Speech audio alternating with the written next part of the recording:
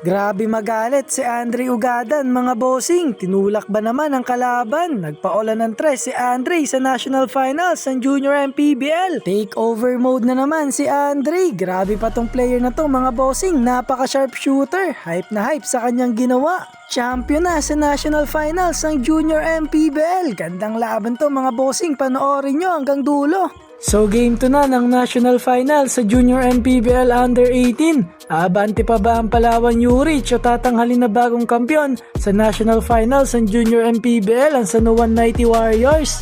So opening frame ng laban, uminit kaagad ang kamay ng batang to mga bossing. Tres kaagad ang naipukol. Sinundan pa yan ng 2 points na to kaya 5-0 run kaagad para sa San Juan. Naitala naman ng Palawan ng kanilang unang puntos mula sa tira na to. Gandang execution naman ng play na to mga bossing. Libreng-libre ang player doon ng Palawan. Nagtuloy-tuloy na nga ang magandang opensa dito ng Palawan kaya naman nakuha na nila ang 3 kalamangan. Kaya under 5 minutes nga ay pinasok na itong si Ugadan. Kapapasok nga lang, gandang lefty layup kagad ang pinakita nitong si Andre. Ito yung maganda kay Andre mga bossing kasi pag nasa kanya yung bola ay na-attract talaga yung kalaban kaya naman nalilibre yung mga kasama niya. After nga ng tres na yon ay nakabingwit ng foul itong si Andre at naipasok niya nga ang 2 bonus free throw. Under 15 seconds ay nakascore pa nga dito ng 2 points ang Palawan. Sinagot naman niya ng 2 points rin to beat the buzzer ng player na to ng San Juan. Kaya natapos ang first quarter, lamang ng 3 ang San Juan. So start of second quarter ay nakabingwit ulit ng foul itong si Andre at naipasok niya nga ulit ang 2 bonus free throw. May 6 points na nga kaagad dito si Andre.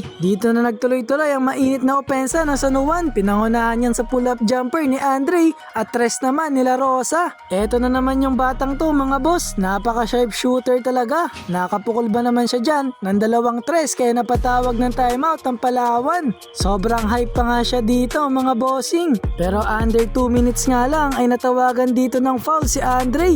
Tinulak niya yung kalaban. Grabe yung panggigigil dito ni Andre. Nilabas nga dyan si Andre at pagkalabas niya, tres kaagad ang naipukol nitong kalaban. Under 9 seconds nga ay nakapukol pa dyan ng 2 points itong sila Rosa. Pero ito naman si Velasquez nakapukol rin ng buzzer beater 3 points. Kaya end of first up ay lamang lang ng 6 itong San Juan. So start of third quarter ay dito na nagpaulan ng tres si Andre Ugadan mga bossing. Back to back 3 points ang naipukol nila Rosa. Akala ng Palawan ay mapuputol na yung outside shooting ng San Juan mula sa pull-up jumper na to ni Velasquez. Pero back-to-back 3 points ulit ang ginawa nitong sila Rosa at si Ugadan mga bossing. Talagang nag-i-improve na talaga yung outside shooting ni Ugadan. Hindi na pabilisan o palakasan itong si Andre. Daming improvements na talaga ang nangyari sa batang to mga bossing. Pero last 2 minutes nga ay nakadikit pa itong Palawan kaya naibaba pa nila sa 5 ang kalamangan ng San Juan. So last and final quarter na mga bossing dahil sa tres ng player na to ay naging 2 na lang ang kalamangan ng San Juan. Mabuti na lang dahil sa pagiging aggressive nitong si Andre ay nakakuha siya ng foul.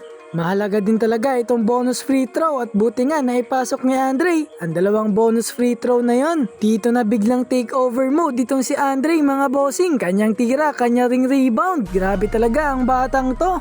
Under 2 minutes nga ay nakuha niya na ang kanyang ikatlong foul. Buti na lang sa bonus free throw ng player na to ay isa lang ang naipasok. So last 10 seconds sa mga ng 6 dito ang San Juan. Gandang pasa sana ni Andre kaso lang hindi naipasok. At nauwi pa nga yan sa logo shot 3 points na to kaya biglang 3 na lang ulit ang kalamangan ng San Juan. Last 4 seconds at si Andre nga ang nakakuha ng bola kaya siya ang final ng kanyang kalaban.